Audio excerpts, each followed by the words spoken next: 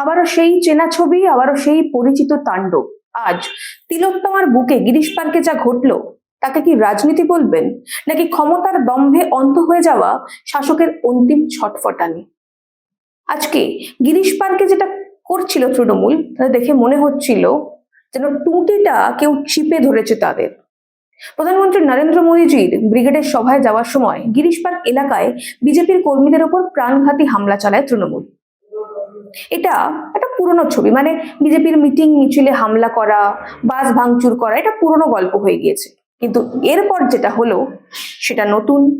বিজেপির কর্মীরা রাস্তায় দাঁড়িয়ে শুধু মার খেলো না, পাল্টা প্রতিবাদ করলো, তারা প্রতিরোধ করলো। তারা দেখিয়ে দিল কলকাতার বুকে দাঁড়িয়ে তৃণমূলের মন্ত্রীর বাড়ির সামনে বুক চিতিয়ে লড়াই করে তৃণমূলকে প্রতিরোধ করা সম্ভব। এই পুরো দিন জুড়ে যে নতুন অপটিক্সটা তৈরি হলো সেটা নিয়ে আজকে আমাদের আলোচনা। শেষ পর্যন্ত সঙ্গে থাকবেন। নমস্কার, আমি স্বাতী। মাধ্যম ইউটিউব চ্যানেলের আরো একটি ভিডিওতে আপনাদের স্বাগত জানাই। যেমনটা দিয়ে শুরু করেছিলাম, ব্রিগেডে প্রধানমন্ত্রী জনসভায় কর্মীদের চাঙ্গা করার আগেই গিরিশ পার্কে বিজেপির কর্মীরা যে অপটিক্স সেট করে দিলেন সেটা আগামী নির্বাচনে বিজেপিকে দুর্দান্ত মাইলেজ দিতে পারে। সেই বিষয়ে বিস্তারিত আসবো। তার আগে চলুন সংক্ষেপে জানিয়ে দিই ঠিক কি হয়েছিল গিরিশ পার্কে। একদিকে ব্রিগেডে প্রধানমন্ত্রী নরেন্দ্র মোদীর বিরাট জনসভা, সেই জনসভায় যাওয়ার জন্য সকাল থেকেই ভিড় করছিলেন নেতাকর্মীরা। এমনই একটা বাসে করে বিজেপির কর্মীরা গিরিশ পার্ক থেকে ব্রিগেড যাচ্ছিলেন। এই সময় রাজ্যের মন্ত্রী শশী পাঁজার বাড়ির সামনে থেকে, বা আলো ভালো বলা শশী পাঁজার বাড়ি থেকে শুরু হলো বিজেপি কর্মীদের উপর আক্রমণ। ইট পাটকেল মুহুর্মুহু ছোড়া হতে থাকলো।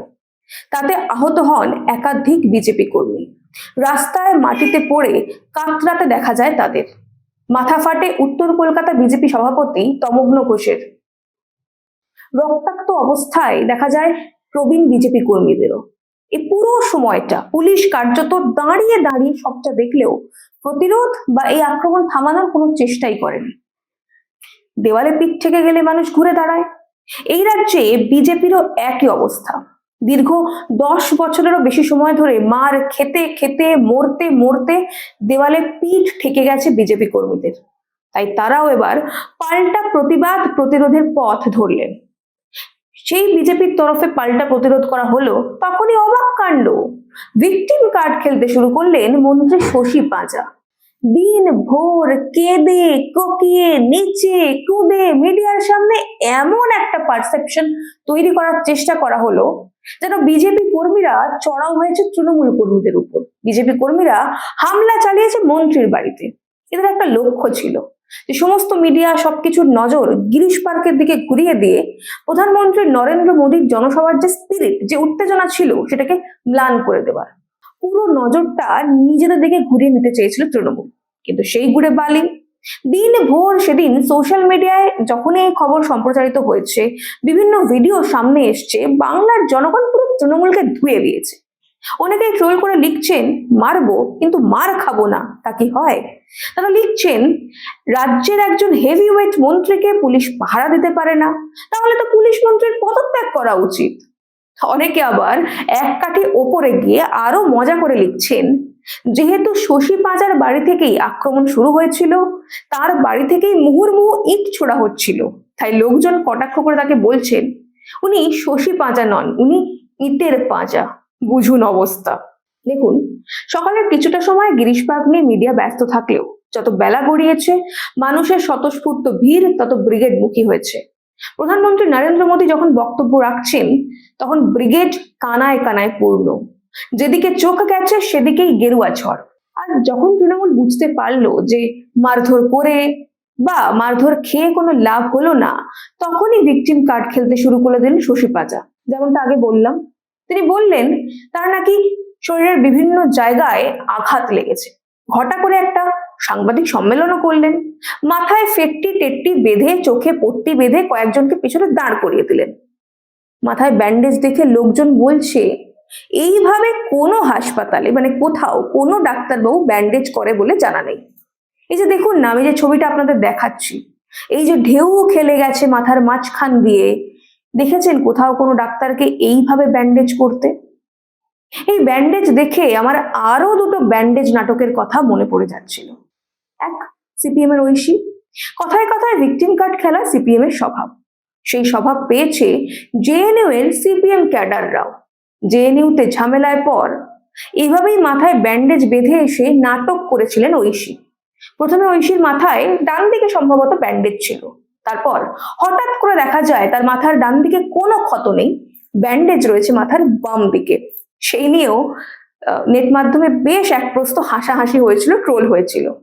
আর দ্বিতীয় ব্যান্ডেজ কাণ্ড বা বলা ভালো প্লাস্টার কাণ্ড, 2021-এর নির্বাচনের আগে মাননীয় মুখ্যমন্ত্রী মমতা বন্দ্যোপাধ্যায়ের ভাঙা পায়ের ব্যান্ডেজ দেখে বা ওই বললাম প্লাস্টার দেখে মুখ টিপে হেসেছিলেন ডাক্তাররাও।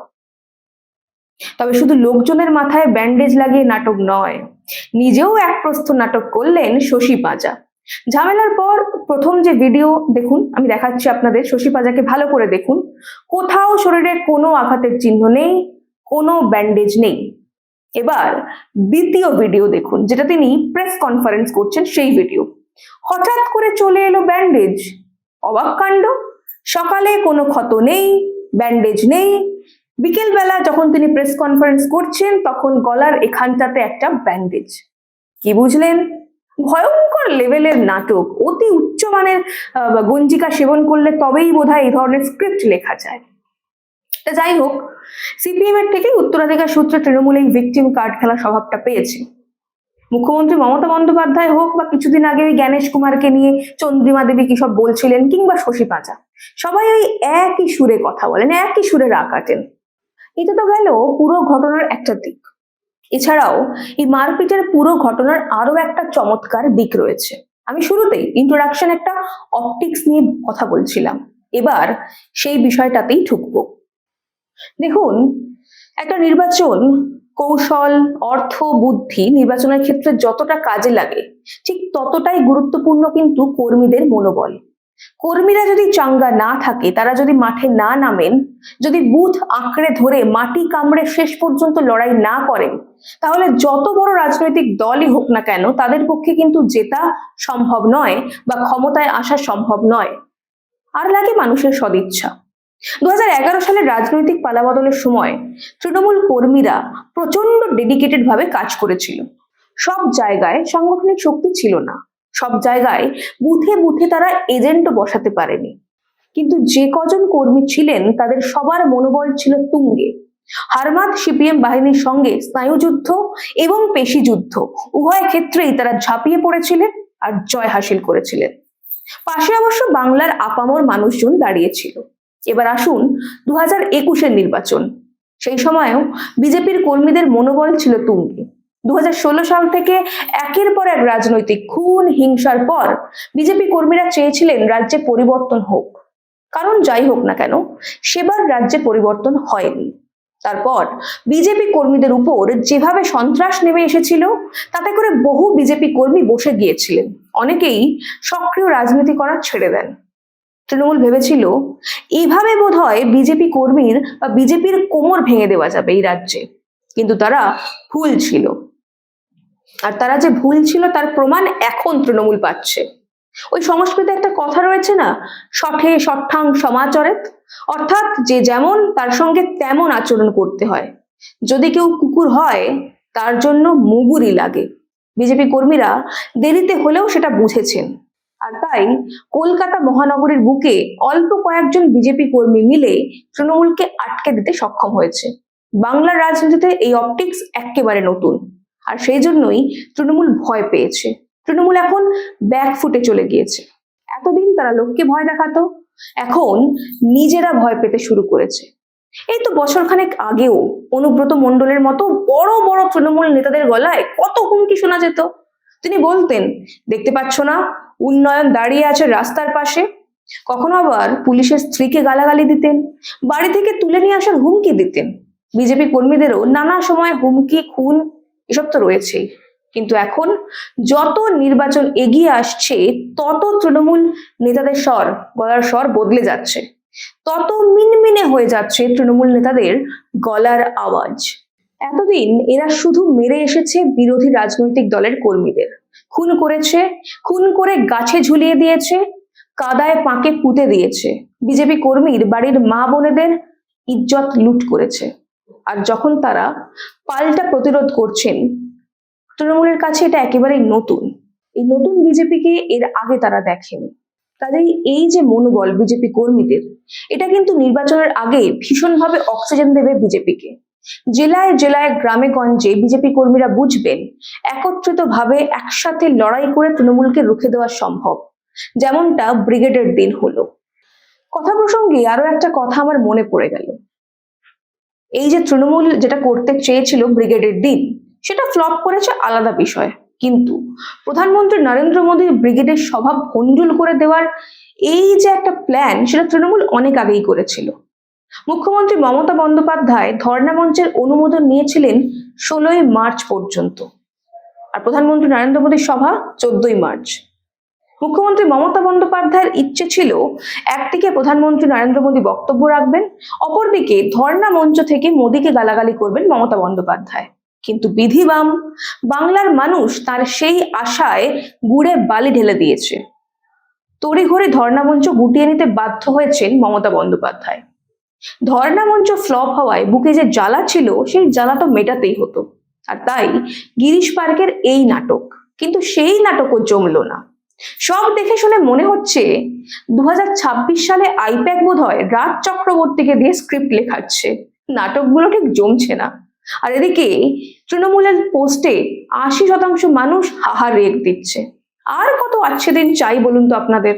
বাংলার মানুষ এবার প্রত্যাখ্যান করবে তৃণমূলকে। সর্বস্তরে মানুষ এখন পরিবর্তনের দিন গুনছে। আমার কথাটা লিখে রাখুন, মে মাসের পরে মিলিয়ে নেবেন। আপনাদের কি মনে হয়, তৃণমূলের সন্ত্রাস গুন্ডামিকে ছাপিয়ে বিজেপি কি নির্বাচনে জয়লাভ করতে পারবে?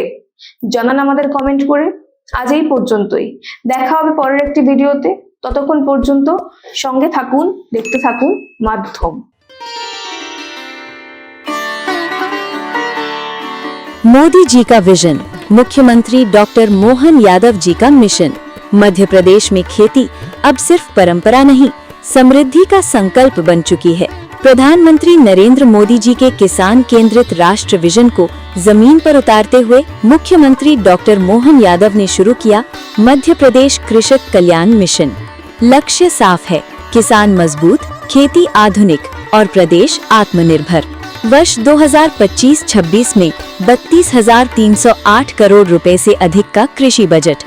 मुख्यमंत्री मोहन यादव के निर्णय, गेहूं पर 175 रुपए प्रति क्विंटल बोनस, 2600 रुपए प्रति क्विंटल पर खरीदी, धान पर 4,000 रुपए प्रति हेक्टेयर प्रोत्साहन, यानी किसान की जेब में सीधा फायदा। प्रधानमंत्री मोदी जी की सोलर और ऊर्जा आत्मनिर्भरता नीति को मुख्यमंत्री मोहन यादव ने दी रफ्तार। 5 रुपए में स्थायी बिजली कनेक्शन, 30 लाख सोलर पंप, हर साल 10 लाख नए कनेक्शन। अब खेती बिजली की चिंता से मुक्त। मुख्यमंत्री किसान कल्याण योजना के तहत 85 लाख किसानों को 19,000 करोड़ रुपए से अधिक का सीधा लाभ। प्रधानमंत्री मोदी जी की पहल, पीएम किसान समृद्धि केंद्र अब हर ग्राम पंचायत में। मुख्यमंत्री डॉक्टर मोहन यादव के नेतृत्व में कृषि उद्योग समागम। मंदसौर और नरसिंहपुर में 3,812 करोड़ रुपए की 11 इकाइयां, 6,000 प्लस रोजगार। कृषि अब रोजगार की रीढ़। आज मध्य प्रदेश देश के अग्रणी कृषि राज्यों में शामिल है। दृष्टि प्रधानमंत्री नरेंद्र मोदी, नेतृत्व मुख्यमंत्री डॉक्टर मोहन यादव। खुशहाल किसान, समृद्ध मध्य प्रदेश।